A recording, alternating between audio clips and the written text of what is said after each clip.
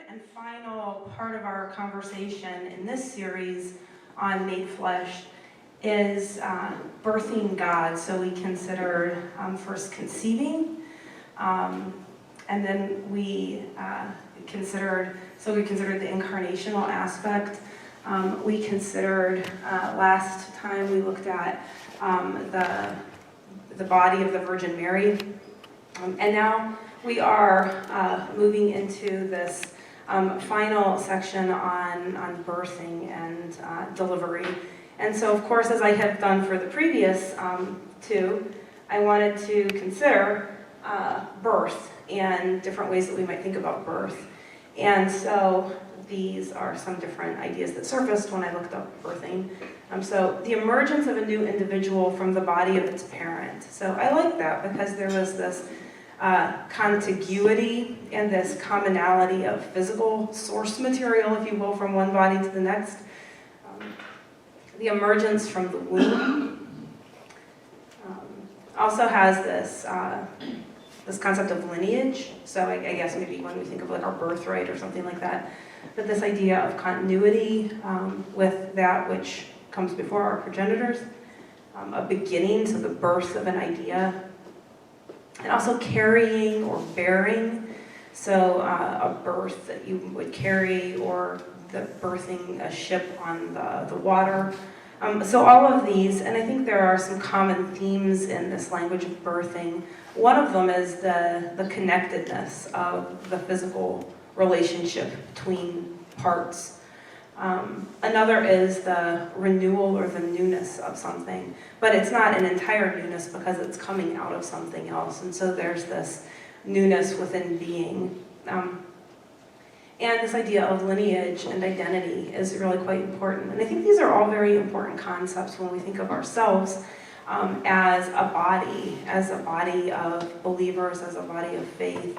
When we think of Christianity as a way of being in the world, there are all of these ideas can richly enhance how we understand a way of being in relationship to other kinds of being in the world, and coming out of a tradition and bearing that tradition forward and receiving it and touching it. So all of those kinds of ideas informed my thinking about this final component, which is how do we anticipate during this Advent season the birth of Christ. Shouldn't that be a parent's with an S? Well, Unless you gave birth. well, I mean, I think begetting would be the counterpart, perhaps, to birthing. I don't know. That's something to consider. The emergence of a new individual from the body of its parent. I'm going to stick with my singular up there. Yeah. Yeah. What's that? You're going to go for the plural? Okay. Yeah. I mean, I think it's a good observation. I definitely think it's a good observation. But I also think that the idea of carriage and actually birthing is something that we, at least put it this way, it's relevant to consider what it means for the one who's actually delivering the child. That's an important component, and that's really what I want to be focusing on. Not that the other part isn't relevant. Although, in the Christian tradition, we have no human father. Let me just throw that out there.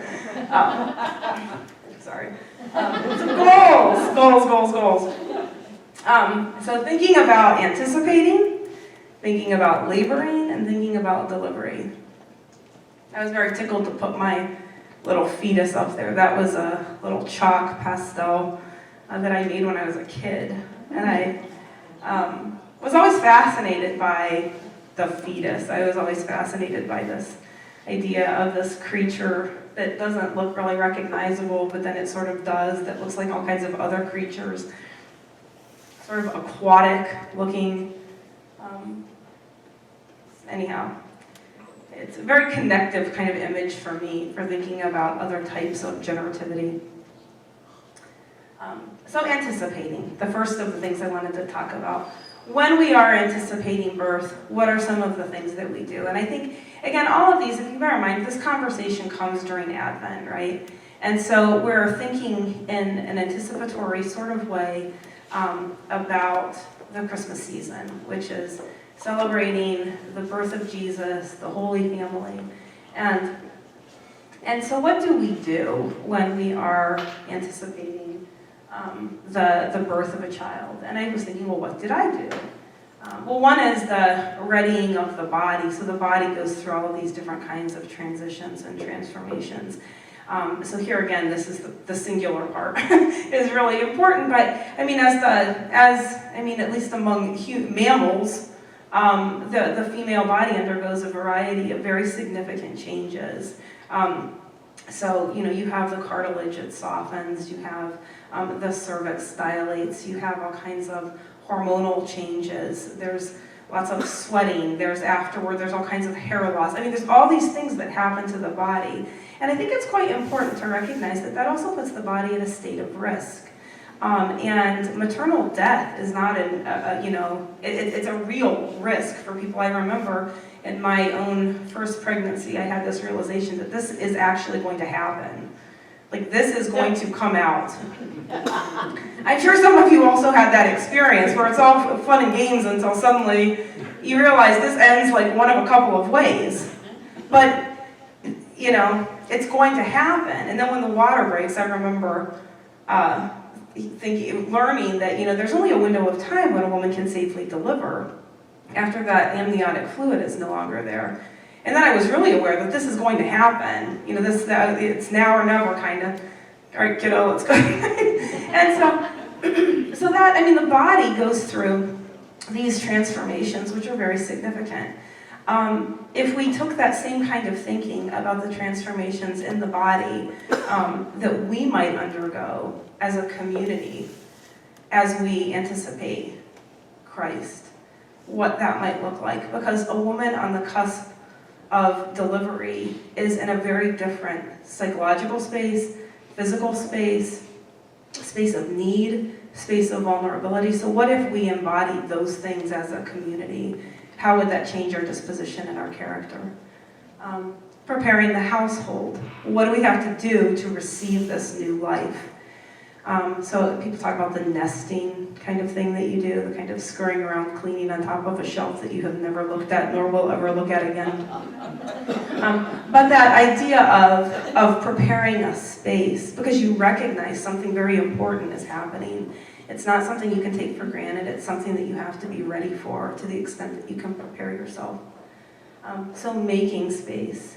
And another very important thing is looking for signs. So there's a kind of alertness and an awareness to the body on the cusp of this new life that it's about to birth, and for which it then will be responsible. So these are, I find this kind of intellectual play, if you will, really helpful in terms of reframing some of the things that we take, helping us to see anew some of the things that we might take for granted. Because we tell a story over and over again, we pull out the same dusty tree, the same dusty little, porcelain, precious moments, baby Jesus, and, we start the whole thing over again. And so it's quite helpful, I think, to enter into that kind of spiritual place, that physical place, that psychological space, that relational space with a new set of eyes.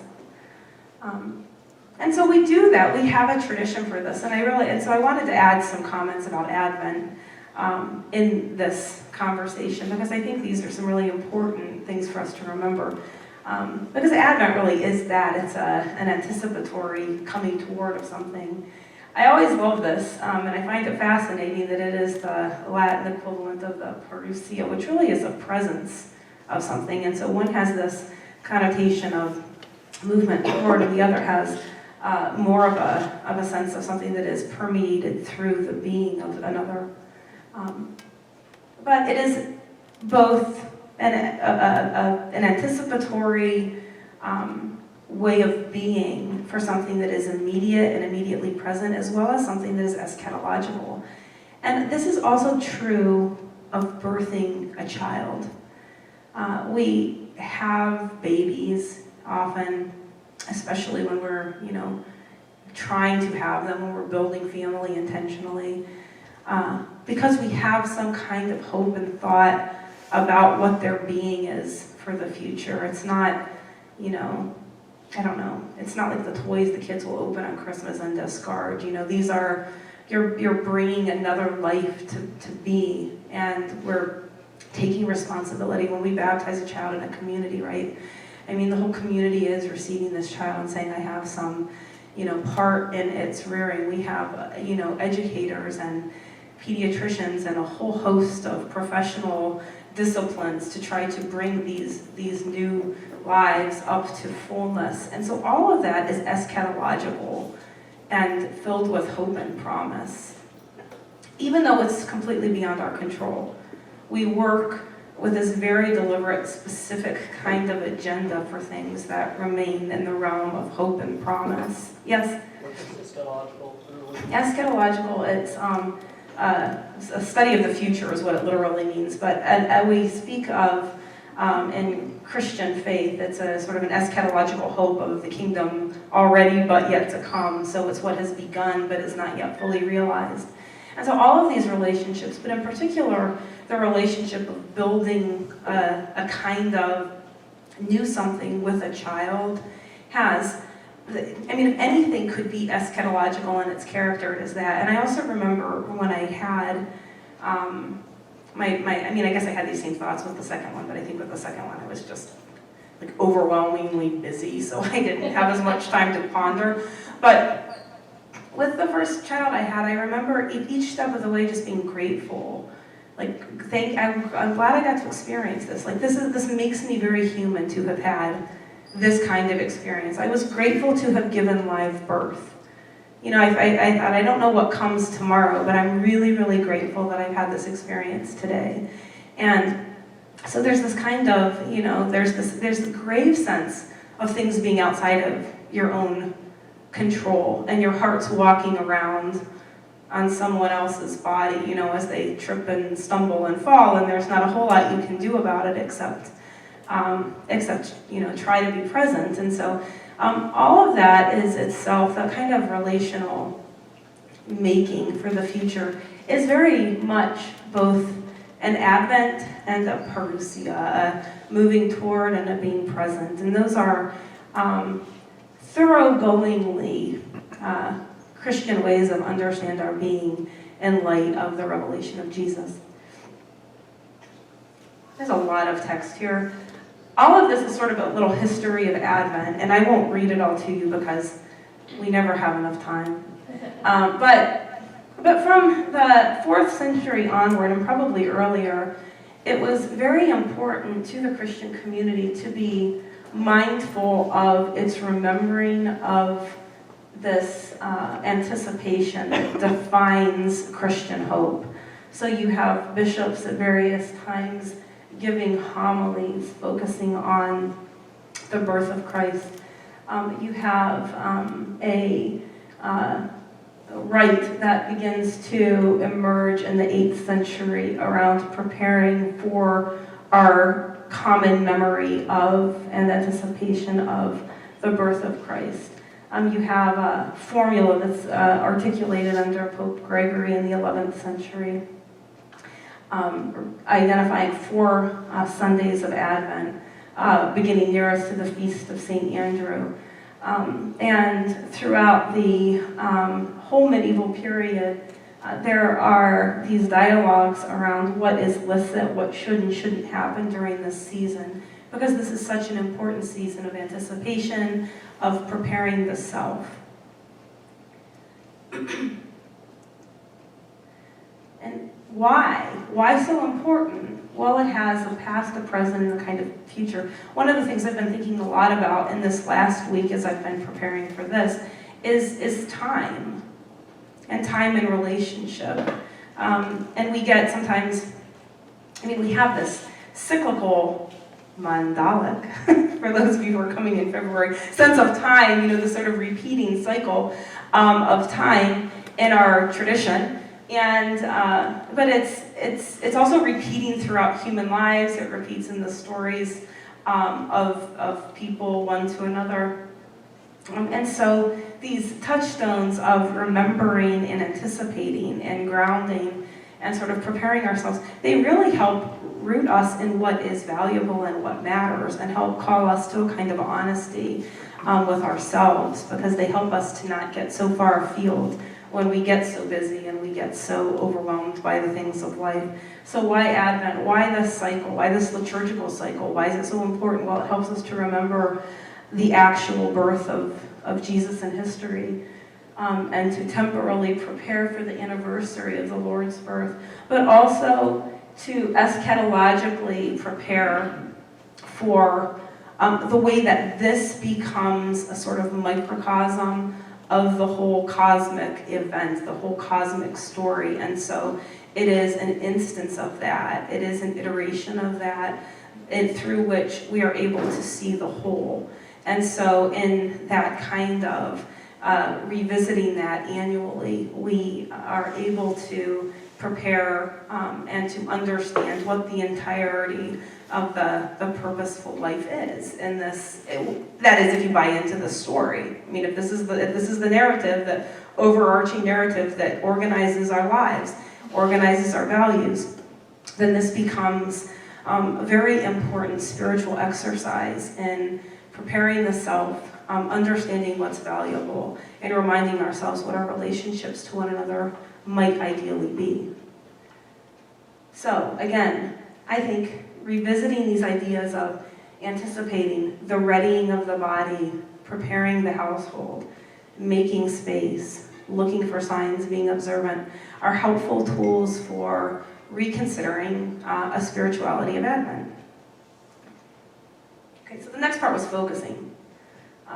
So I'm thinking about labor itself. Now they call labor for a reason. And again, I always thought labor was like maybe the part where you feel bad up to where you're pushing the baby out.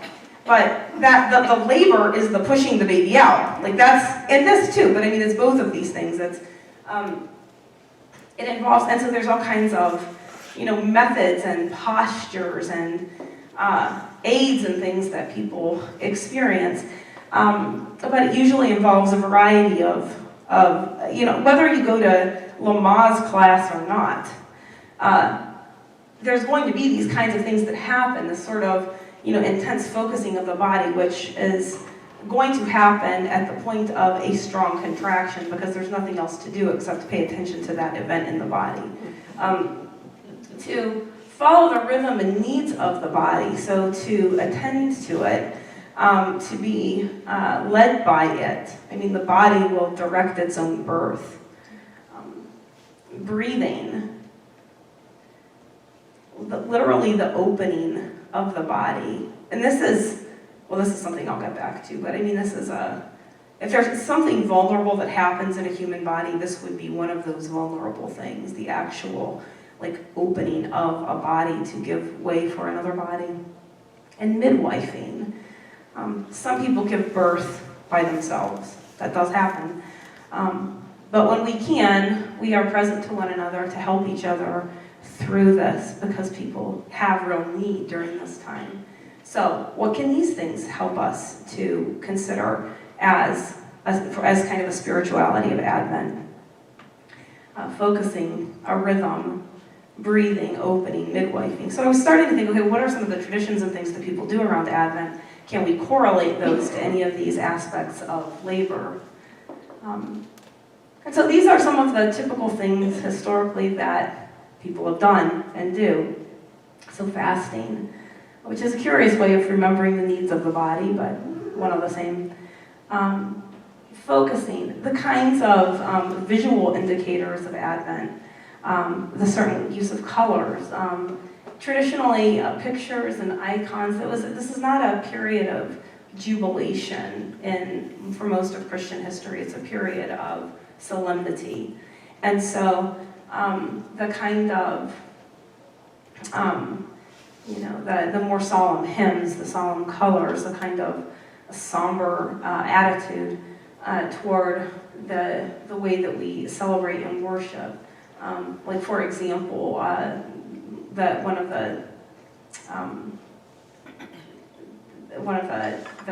like nuptial rites, for example, historically were limited during this time period, as they often are during Lent, because this is a period of focusing on something else rather than on focusing on weddings.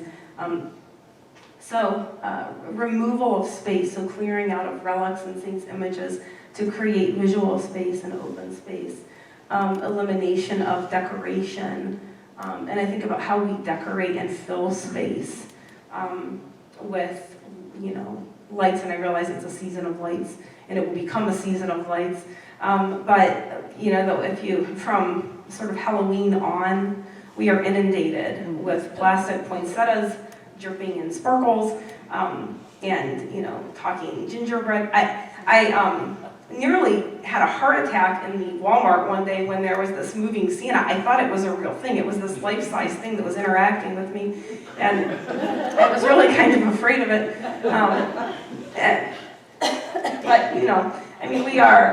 We don't now often do this kind of clearing out of space, but we could, and it would be a very different kind of spirituality of Advent, to have emptiness and openness. The same way you kind of prepare the house when you're nesting to have a child, there's this sort of, let's get everything in order, the kind of breathing and prayer. And then I was thinking about the way that, and this would be a place where we really, I think, do demonstrate in various ways the kind of midwifing of the community, when we meet each other's needs through almsgiving and service and various charity works, which do seem to be the characteristic spirit, whether there's a plastic AI Santa chasing you around Walmart or not. I'm reminded of the nephew Fred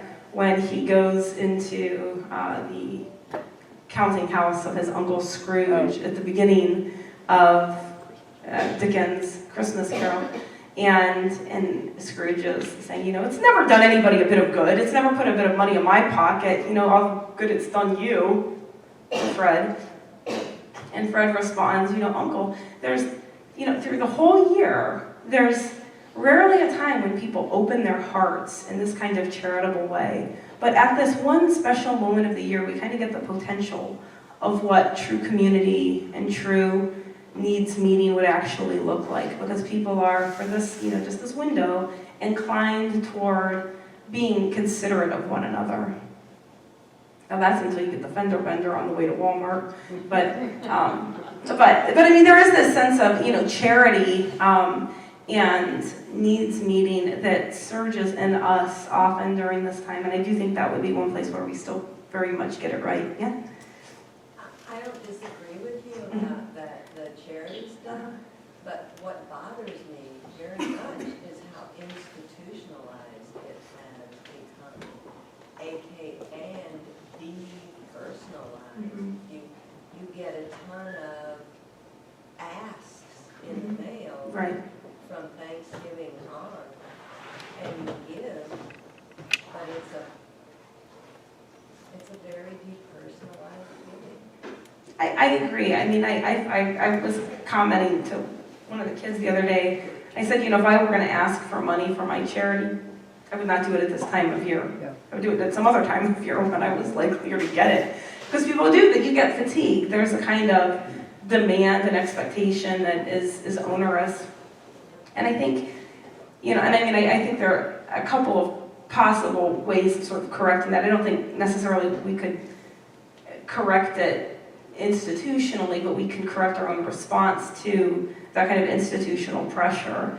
And one would be to seek out ways of personally doing that.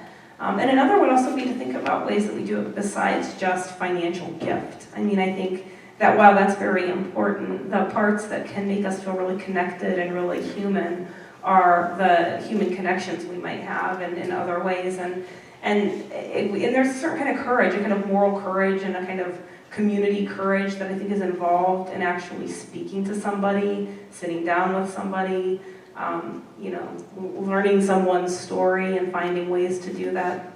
So I think you're very right about that. I mean, even that becomes kind of sanitized, and so some of the merit of giving, not just because there's always need, right?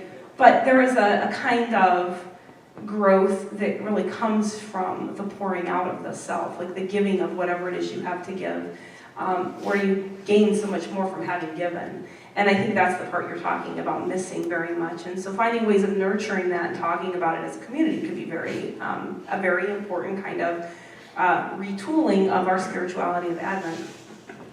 And so other things like lighting Advent wreaths. I also think like the care we give to nativity scenes. That's a kind of midwifing rhythm of the feast days. So all of these different things. I mean, I was just trying to consider different ways that Advent can help us do this. But we really, I think, do. This plagues us, right? Because this is so much of what this season is for us: shopping and wrapping and rushing and charging and waiting. But what we're waiting for is for our stuff to arrive from Amazon. Hope not. Or in line at the post office, or for the bills to come in afterward. So, focusing, rhythm, breathing, opening, midwifing.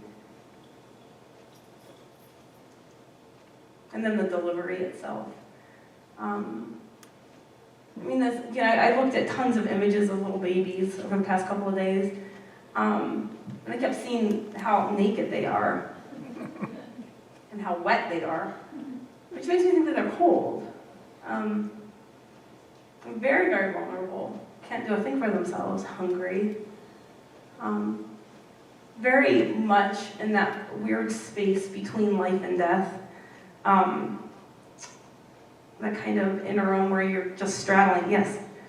There's an old saying that we come into the world naked, wet, crying, and cold, and it's all downhill from there. Yeah. Amen.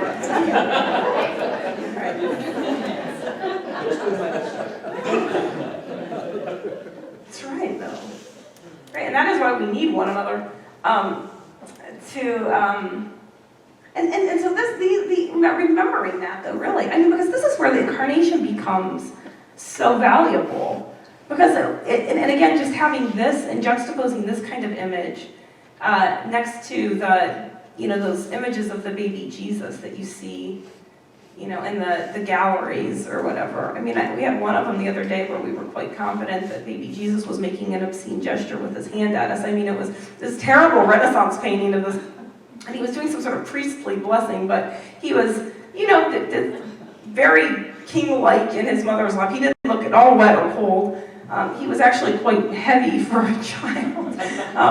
So, I mean, I think this is a really useful reminder about incarnation and what that teaching actually is. And it's not something we have to make up. It's just something we have to be aware of. I mean, it just open our eyes to what's there in front of us in our in the treasury of the Christian story. And so then I have all of these delivery images. Right? Hordes of people grabbing stuff, waiting to get in. This is great. Okay, so we've got, I was looking at these different, All small businesses. look. Oh my gosh, it just gets bigger and bigger. Look at that. It's incredible. And then it all becomes garbage, which looks exactly the same as that. So what can we learn from delivery? Again, I think thinking about these ideas of the vulnerability, the nakedness, so that Christmas is really about meeting that and receiving that and celebrating that, and also celebrating the hope in that. The same way we feel very much hopeful when a baby is born. Here's one of the insights I've been having lately. The mystery and the miracle is, in ways, the ordinariness of the story. And for the sake of the miracle, we have lost some of the very important miracle, which is just that this is a story of life and a story of hope.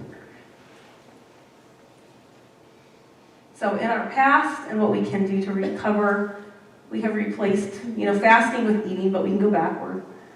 Almsgiving with purchasing. An experience of time and waiting with an experience of haste.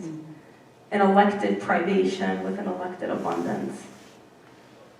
There's lots of stuff out there right now about how not to gain weight during the holidays. This sort of, it's like a terrifying season because I won't fit in my pants in January. A solemnity versus festivity, a quiet versus noise, a calm versus chaos. And these, in ways, are all of the things. I'm not sure about fasting, but sort of short of that. The things on the left actually are often the things that we need when we have babies. Quiet, stillness, calm, a kind of safe, just modest environment. So again, it's an instructive kind of revisiting just to pay attention to the story. So what have I been thinking here? Made flesh. In this series, I have been rethinking time, that we have this play between the movement of anticipation and waiting, the presence of time and presence of being to one another, and then future expectation. I've been thinking a lot about rethinking the body, particularly focusing on women's bodies in birthing, women's bodies as vulnerable bodies, children's bodies, the body of Christ and how those lessons might help us think about the body of church and the body of community and also the body of the earth. And then finally, rethinking being. I was aware of my own gratitude in the experience of motherhood, the radical interdependence that birthing and rearing and being parent to demands of every person involved, and that is a very important lesson for church. And then this one, and this is the one that I think about all the time. There is, to me, in the Eucharistic liturgy, in the Great Thanksgiving, in the consecration, in the prayers of consecration, which etymologically speak to the good grace and the sacrifice. There is a great continuity between the experience of birthing and the experience of Christ's sacrifice. My body given for you.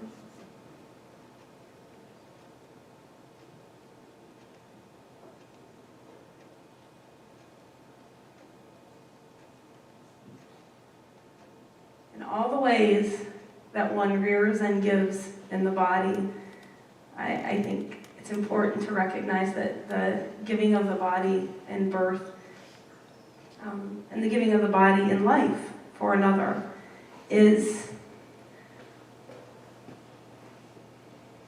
that kind of sacrifice. And the blood of a new covenant.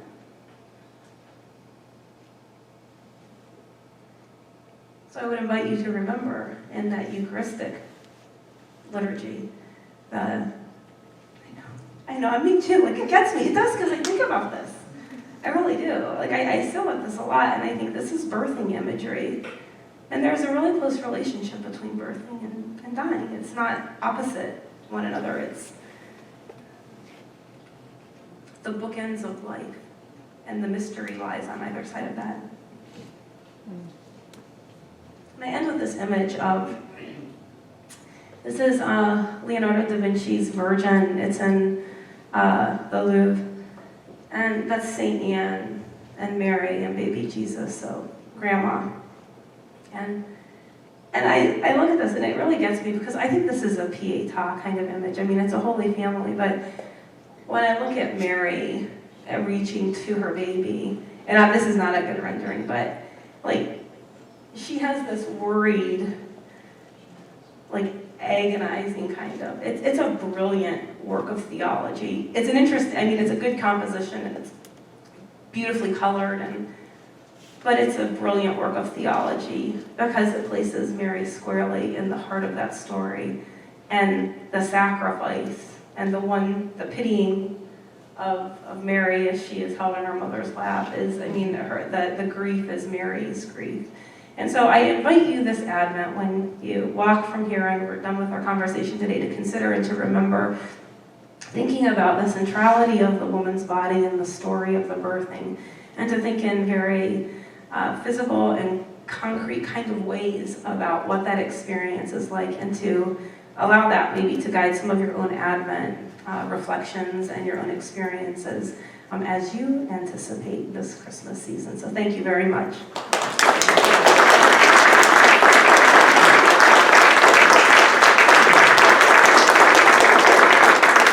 How do you know? It's 10:50 exactly, so I did it. So questions? Yes? So I want to thank you. You've given us so much to think about. And as a woman who's given birth twice, I have the same sentimental and sacred feelings about what happens in my body with my babies. I do think that in the Christian story, in our cultural stories, and even in Ed's question, we box men out of that experience to our detriment. To the detriment of women, to the detriment of men. And I think that there are these changes that happen when there really is a co-creative parenting situation that we need to move much more toward. And I don't know what that means for my personal theology and how I can absorb all of this, but I think that I wish we didn't box men out so much. I think they suffer, and I think we suffer. I think I understand very much what you're saying, and I mean, from a sort of macro perspective, I agree with you. I think that a redesign of gender relations in that, in some sense, and recognizing that men are often, the humanity of men is as distorted by distorted gender relations as the humanity of women is distorted, and I absolutely agree with that. What I also would argue, however, is that there needs to be time spent focusing on specifically what happens when we, that we need to focus on how this story and this narrative negatively affects women and women's bodies. I don't know if you were in our session and last time, but one of the things we looked at was some of the data around the vulnerability of women's bodies to sexual abuse, to physical abuse, to intimate partner violence. And the numbers are so high, and we have to say, well, where does that come from? Well, I would argue it's because we box men out, but that's we can have a long Yeah, but I mean, I think that, and spending some time actually like naming that in a church and saying, church is here responsible as well. Like, it's not just, it comes to this for me, it's not just a tacit bystander, and it's not like, oh, we really don't like those situations, there's nothing we can do about it, because a theology that has historically excluded, for example, the real birthing and sort of sanitized it and moved away from the immediacy of it, it continues to actually marginalize women. And so there may be a variety of ways of approaching it, and so always bear in mind that each part of a conversation is one part of a larger conversation. Yes, you, sir, first. I'm the grandfather of two wonderful little boys who came to our family by way of adoption. Mm-hmm. And I'm trying to think of how we can take all of this wonderful imagery and analogies and expand it into that experience. Yeah. They were on a waiting list and thinking they were going to be on it for a year to a year and a half. 6 weeks later, this little guy came to their lives with practically no time to get ready for it. And I'm thinking of surprised by grace. Yeah. I'm thinking of coming like a thief in the night. And it's a beautiful, wonderful experience, but very different from the experience my wife and I had when our son was born. Who was more like this. But I'm just trying to take that experience and apply the same kind of what thinking, theology is in there, what analogies can we draw from that? It's very important to do that, I think. Yeah, I have a good colleague. I've had the same conversation with a couple of my colleagues, actually, who are adoptive mothers. And I think the thing that you're doing is seeking theological insight from that experience and saying, how can we enlarge our understanding of who God is and what love is like and so on by looking at this as well, And so it's a very important thing to do. And And I recognize even in having, like, some of the conversation here could be different for people who've had, for example, cesarean births, and have that kind of an experience, or for people who have a perinatal loss. And so there is a different kind of experience there. So it's, you know, and we're always, again, I mean, there's a kind of sort of discrete commentary that's available in any commentary, but methodologically, looking at these different aspects of human experience and saying, okay, well, if we find that we feel this population isn't being spoken to in this way, what can that population return back to the conversation to say, okay, well, we've expanded our thinking by this much, how much more might we expand it? Yes, ma'am. You've done a wonderful job of making expanded thinking. And in terms of men, we were recently at the Scrivening Chapel where Giotto did his paintings. And I don't know, this is certainly not in the Bible to my knowledge, but it's the picture he's done of when Joseph is being chosen to be the father from a group of people. It's an honor for Joseph, and he's hanging back because he doesn't think he deserves that honor. And it is, I don't remember who's doing the choosing, to be honest, it's obviously, and it may be God, but it's a beautiful image because we think Mary was a reject. And this is not so. There's a line of handsome suitors there, and Joseph is chosen because of some ability that he is going to have. And I think, and I love that you mentioned that, because it also shows us that our theological imagination comes from a lot of different places and can be shaped by a lot of different places. So an image like that, more widely circulated, would change how we think about the nativity story. And so that is another conversation for me about the importance of art and the imagination and the theological imagination, because so much of our thinking, where we might say, well, this is, the Bible says, but it's actually, an art history tradition which has concretized a way of thinking in our minds. And so there is a great empowerment in being able to take sort of meditative inspiration and prayerful inspiration and relational inspiration from someone's vision in art, which is it's excellent. So thank you. Yes, sir. You had two very interesting slides about waiting and the way that Advent ought to be practiced in the way that it is. One was the rhythm of Advent, and then the comparative chart. And you said in passing something about Lent, and that really struck me. Can you say more about that? Because it seems to me that the practices you described are very much Lenten practices. Ones for Lent. They are, and they are. I mean, historically they were.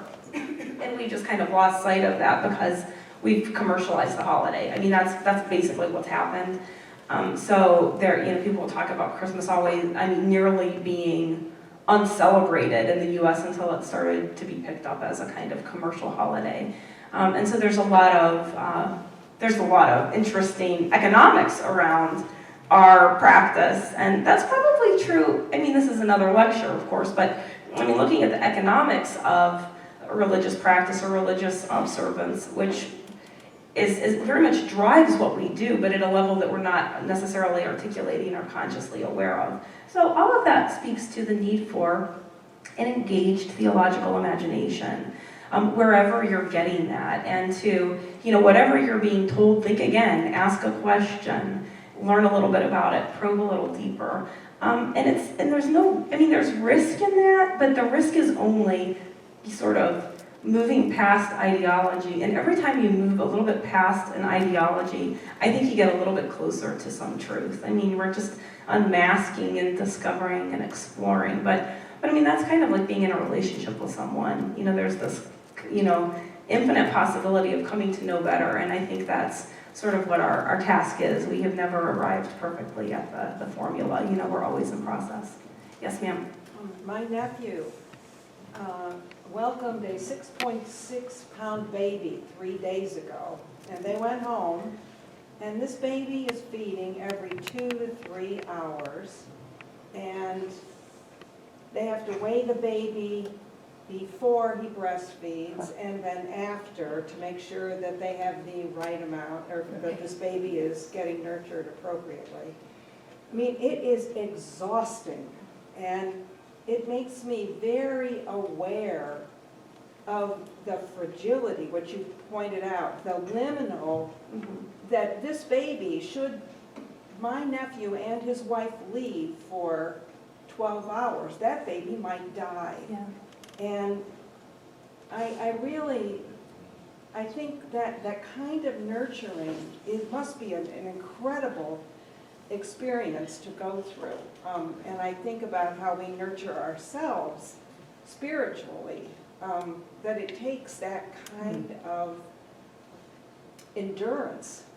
Yeah. I mean, and it's, you know, my stepdaughter told me last night, she said, you don't think you can do it anymore. You think that it's got to be over, but it isn't. It goes on for years. And I just think, wow, what an experience. I mean, I didn't have my own children, but I'm very aware of, like what you spoke about, that it's really a profound human experience. Well, and I think, and I know we're kind of out of time, so I'll just conclude with this because it's such a beautiful note to conclude with, but I think your observation that it's exhausting and it never stops, that is what life is, right? Yeah. From, you know, but we can do it with a certain kind of eschatological hope. You know, we can do it with a sense of renewal and vision and purpose and community and support. And I think, you know, that it's that which can persistently give renewed meaning to getting up again. You know, 2 more hours have passed and starting this whole thing over again. And so it's a wonderful metaphor. And I think the study of our human life and recognizing that this, when we say that God becomes flesh, God enters into our experience, and that we are in the image of God. I mean, we are studies in divine love, like in our best iterations and perhaps even in our worst. I mean, we are opportunities for encounter with the sacred and opportunities for learning something about who God is. And so, you know, there is, you know, you can do no better than that. You know, you're not going to find it in a textbook, but you can find it in that experience. And I think that's really a beautiful thing to remind us of. So thank you so much.